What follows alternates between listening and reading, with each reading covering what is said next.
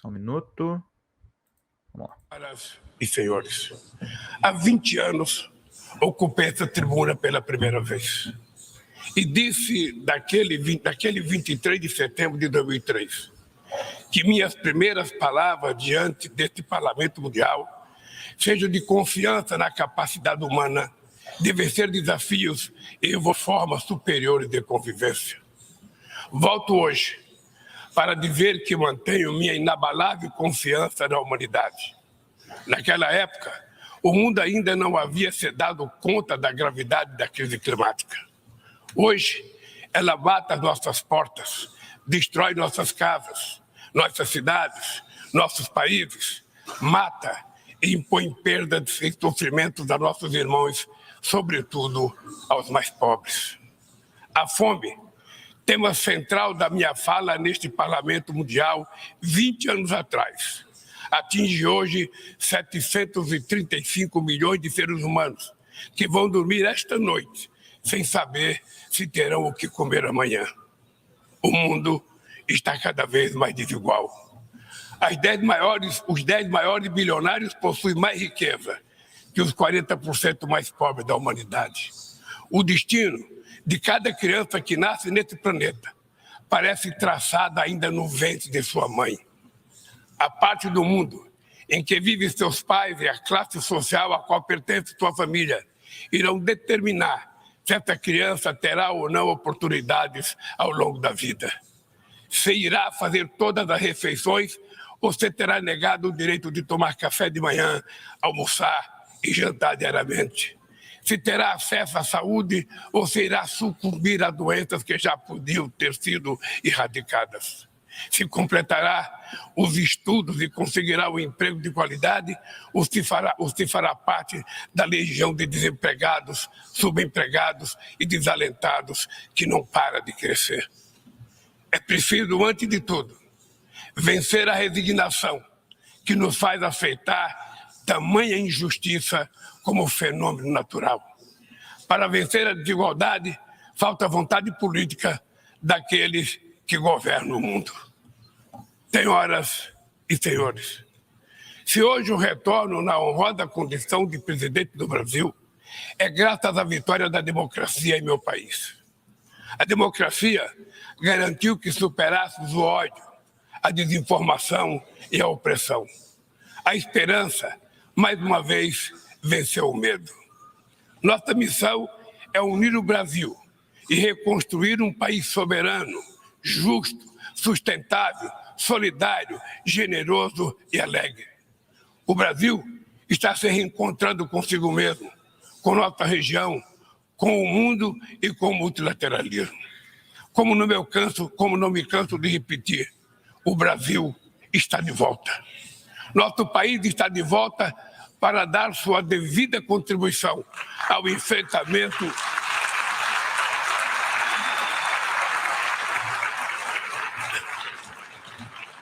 Nosso país está de volta Pacheco e Arthur Lira, gente. Sua devida contribuição ao enfrentamento dos principais desafios globais.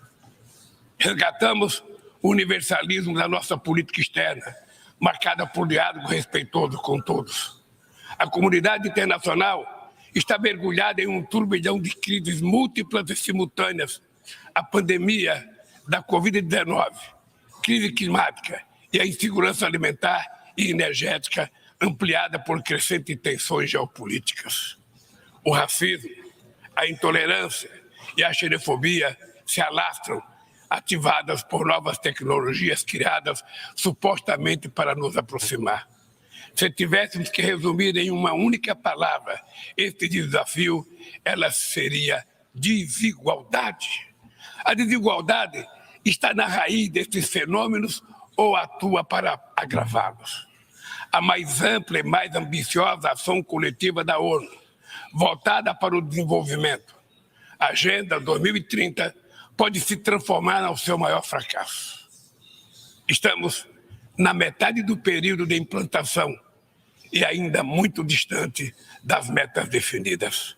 A maior parte dos objetivos de desenvolvimento sustentável caminha em ritmo muito lento. O imperativo moral e político de erradicar a pobreza é acabar com a fome, parece estar anestesiado.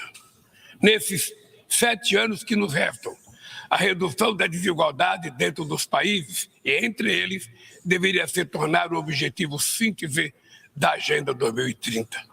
Reduzir as desigualdades dentro dos países requer incluir os pobres nos orçamentos nacionais e fazer os ricos pagar impostos proporcionais ao seu patrimônio. No Brasil, estamos comprometidos a implementar todos os 17 Objetivos de Desenvolvimento Sustentável de maneira integrada e indivisível. Queremos alcançar a igualdade racial na sociedade brasileira por meio de um 18º objetivo que adotaremos voluntariamente.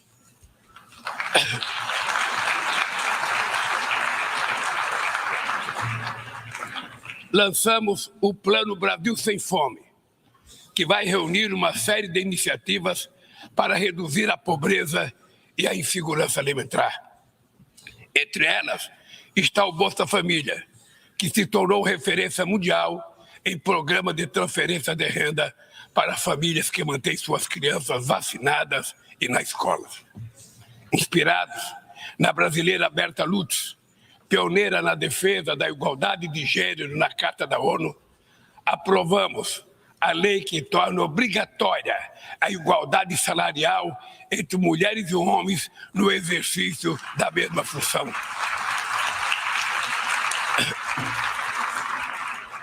Combateremos o feminicídio e todas as formas de violência contra as mulheres. Seremos rigorosos na defesa dos direitos dos grupos LGBTQI+, e pessoas com deficiência. Resgatamos a participação social como ferramenta estratégica para a execução de políticas públicas. Senhor presidente, agir contra a mudança do clima implica pensar no amanhã e enfrentar as desigualdades históricas. Os países ricos cresceram baseado em um modelo com alta taxa de emissão de gases danosos ao clima. A emergência climática torna urgente uma correção de rumos e a implantação do que já foi acordado. Não é por outra razão que falamos em responsabilidades comuns, mas diferenciadas. São as populações vulneráveis do sul global as mais afetadas pelas perdas de danos causados pela mudança do clima. Os 10% mais ricos da população mundial são responsáveis por quase a metade de todo o carbono lançado na atmosfera. Nós, países em desenvolvimento, não queremos repetir esse modelo. No Brasil, já provamos uma vez e vamos provar de novo que um modelo socialmente justo e ambientalmente sustentável é possível. Estamos na vanguarda da transição energética. Nossa matriz já é uma das mais limpas do mundo. 87% da nossa energia elétrica provém de fontes limpas e renováveis. A geração de energia solar, eólica, biomassa, etanol, biodiesel cresce a cada ano. É enorme o potencial de redução de hidrogênio verde. Com o plano de transformação ecológica, apostaremos na industrialização e infraestrutura sustentáveis. Retomamos uma robusta e renovada agenda amazônica com ações de fiscalização e combate a crimes ambientais. Ao longo dos últimos 8 meses, o desmatamento na Amazônia brasileira já foi reduzido em 48%. O mundo inteiro sempre falou da Amazônia.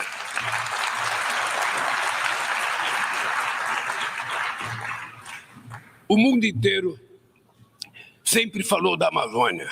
Agora é a Amazônia que está falando por si mesma. Sediamos há um mês a cúpula de Belém no coração da Amazônia e lançamos uma nova agenda de colaboração entre os países que fazem parte daquele bioma. Somos 50 milhões de sul-americanos, amazônidas, cujo futuro depende da ação decisiva e coordenada dos países que detêm soberania sobre os territórios da região. Também aprofundamos o diálogo com outros países detentores de florestas tropicais da África e da Ásia.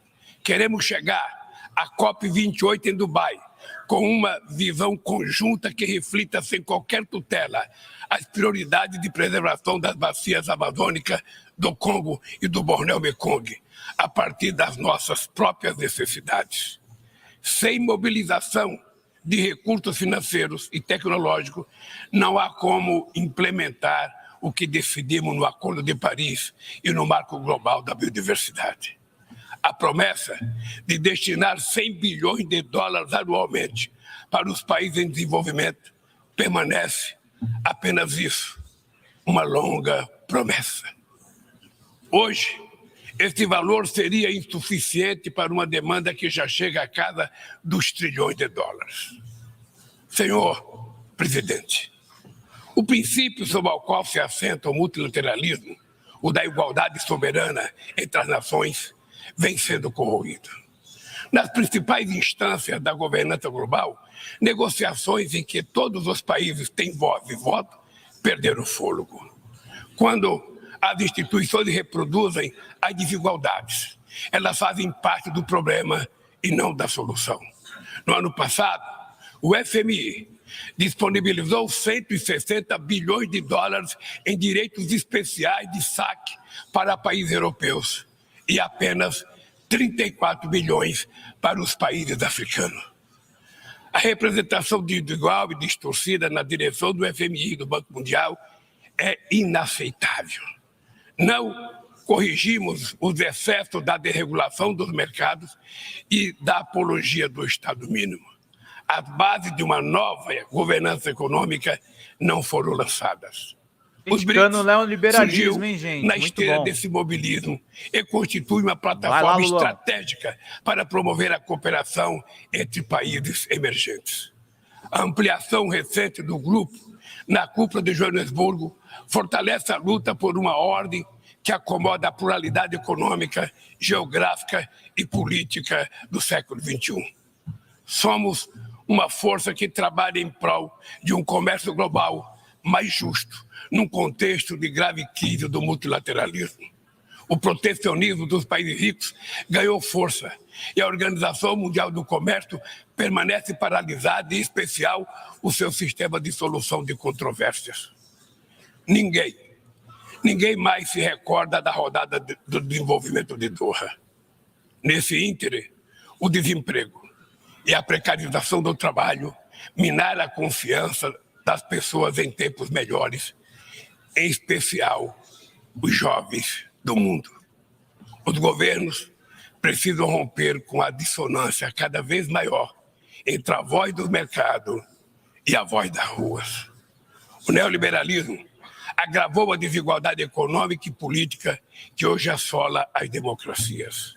Seu legado é uma massa de deserdados e excluídos. Em meio aos seus escombros, surgem aventureiros de extrema-direita que negam a política e vendem soluções tão fáceis quanto equivocadas. Muitos sucumbiram à tentação de substituir um neoliberalismo falido por um nacionalismo primitivo, conservador e autoritário.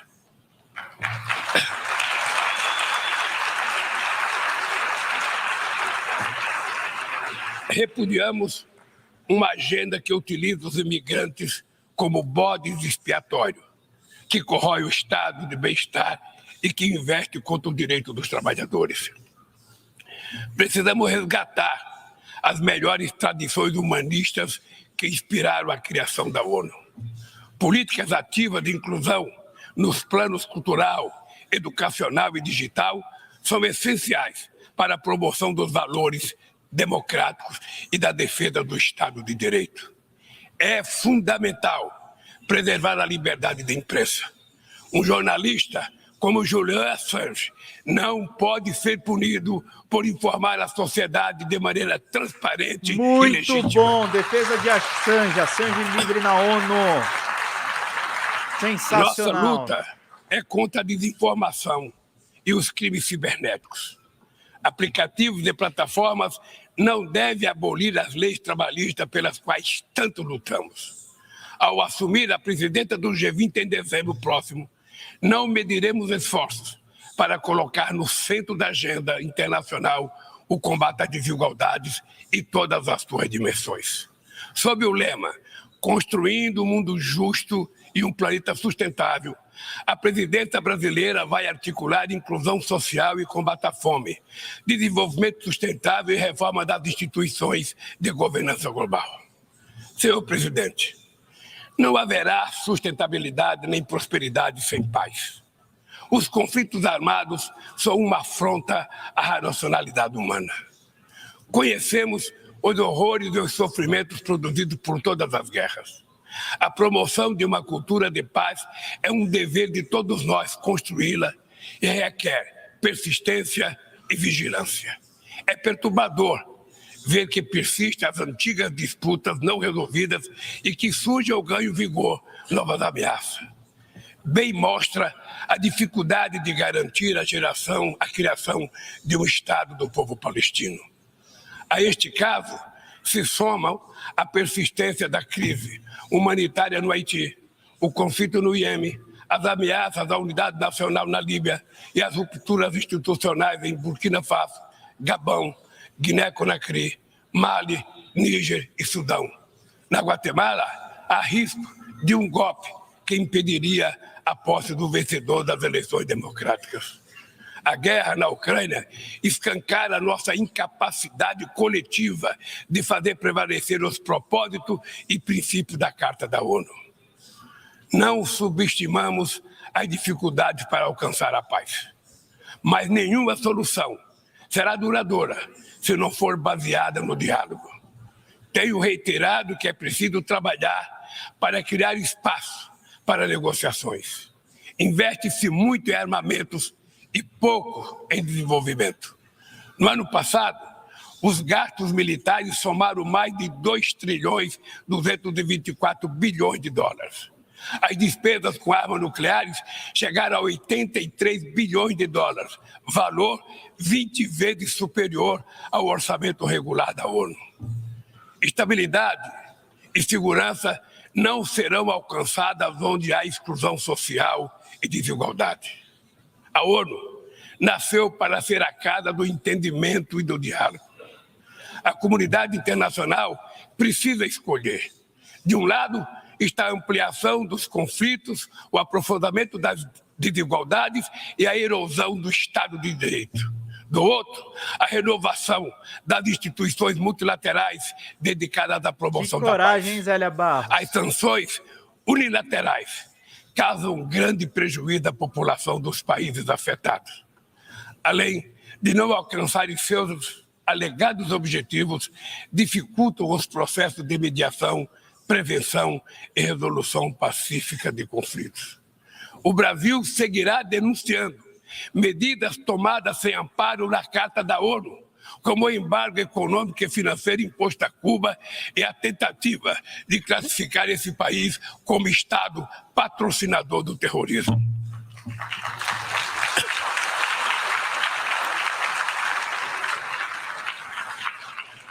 Continuaremos críticos a toda tentativa de dividir o mundo em zonas de influência e de reeditar a Guerra Fria. O Conselho de Segurança da ONU vem perdendo progressivamente a sua credibilidade. Essa fragilidade decorre, em particular, da ação de seus membros permanentes, que travam guerras não autorizadas em busca de expansão territorial ou de mudança de regime. Esta paralisia é a prova mais eloquente da necessidade e urgência de reformá-lo, conferindo-lhe maior representatividade e eficácia. Senhoras e senhores, a desigualdade precisa inspirar indignação. Indignação com a fome, a pobreza, a guerra, o desrespeito ao ser humano. Somente movidos pela força da indignação, poderemos agir com vontade e determinação para vencer a desigualdade e transformar efetivamente o mundo ao nosso redor. A ONU precisa cumprir seu papel de construtora de um mundo mais justo, solidário e fraterno. Mas só o fará se seus membros tiverem a coragem de proclamar sua indignação com a desigualdade e trabalhar incansavelmente para superá-la. Eu quero dizer muito obrigado a todos vocês. Histórico, gente. Discurso histórico, muito necessário do nosso querido presidente Luiz Inácio Lula da Silva. A desigualdade precisa gerar indignação. Muito bom o discurso do presidente.